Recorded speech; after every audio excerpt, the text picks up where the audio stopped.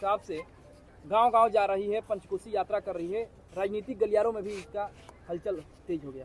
हलचल तो तेज होना ही था।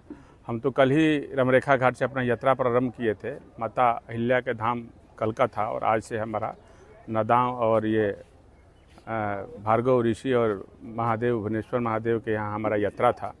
लेकिन ये यात्रा जो है इसलिए कर रहे हैं कि पंचकोसी यात्रा होना है। ये धार्मिक सनातन संस्कृति का बक्सर का जो है ये पुराना धरोहर है। लेकिन आज देखिए कि इसकी स्थिति क्या है। यह क्या हमारा धार्मिक जगहों का स्थिति क्या है। ना कोई एक रोड है, ना कोई एक सड़क है। क्या ऐसे लोग पंचकोसी परिक्रमा करते होंगे? इस दर्द को समझना था हमको कि आप समझिए कि हमारी धार्मिक स्थलों की स्थिति क्या है।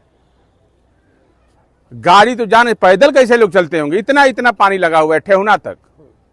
आप इस बात को समझिए कि हमारा बक्सर का धार्मिक स्थलों का विनाश के रूप में लोग लेके जा रहे हैं, पहचान खत्म कर रहे हैं जानबूझ के। तो विश्वामित्र सेना सनातन संस्कृति उत्थान के लिए लगी हुई है और ये हमारा मांग है कि बक्सर के जो सनातन संस्कृति जो धरोहर है उसको ये लोग विकसित करें। और इसका जो है हमारा जो विश्वामित्र सेना जो पंचकोसी यात्रा है, भाई ये तो हमारा पूरा हिंदुस्तान में 4 ही जगह न लगता है पंचकोसी, तो एक बक्सर का भी महत्व है। तो यहाँ बहुत ऐसे लोग हैं जो पूरा यहाँ तक पहुँच नहीं पाते हैं। भाई पंचकोसी यात्रा जब 5 परिक्रमा करेंगे तब न पूर्ण होगा। और इसकी महत्व इसीलिए है कि भगवान ने तड़काबद्ध किया था तो 84,000 ऋषि महर्षि के साथ ये सब दर्शन करते हुए यहाँ खाते पीते जो उस समय का जो था पकवान, ये करते हुए अपने पाप से मुक्त हुए थे।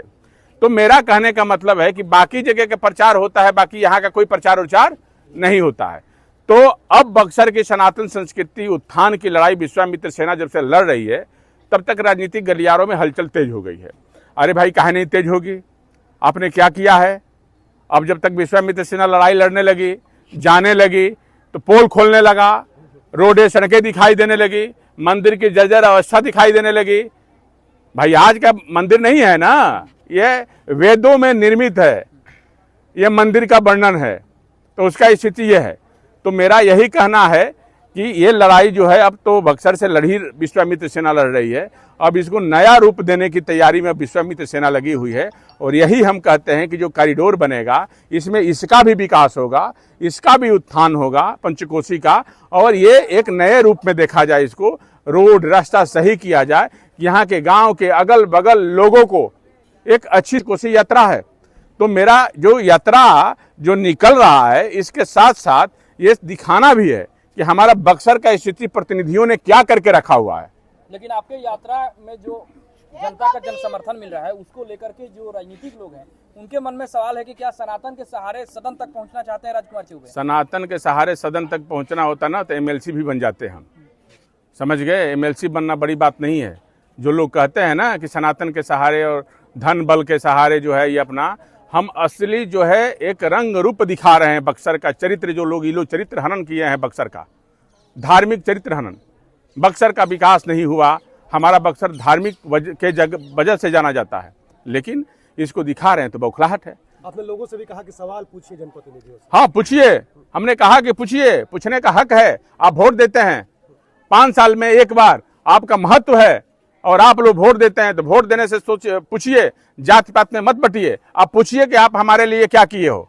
जो जातिया का नाम पर वोटवा मांगता है उससे पूछिए ना भाई कि हमारे जतिया के लिए तुमने क्या किया है। ठीक है, हम तुमको जात पे नाम देते हैं, हमारे जात के लिए, हमारे लिए तुम क्या किए हो। ये सब ठगने का प्रयास है। लगता है क्या कि जनता जाग गई है, लोगों को जनता में आक्रोश आ गया है। अब जनता, अब राजनीति बदल गया है इस बार, अब खदड़ेगी। अब देखिएगा कितने लोग खदड़े जाएंगे। ये आपके साथ विकास और सनातन की बात करते हैं, लेकिन आने से लोगों में डर भय पैदा हो गया है, वही ना पूछ रहा होगा। तो हम बक्सर के लिए समर्पित है और बक्सर के विकास के लिए समर्पित है, बक्सर की लड़ाई लड़ने के लिए समर्पित है और सनातन संस्कृति के उत्थान के साथ साथ बक्सर का विकास हो, इसकी लड़ाई है और ये हमारी लड़ाई है।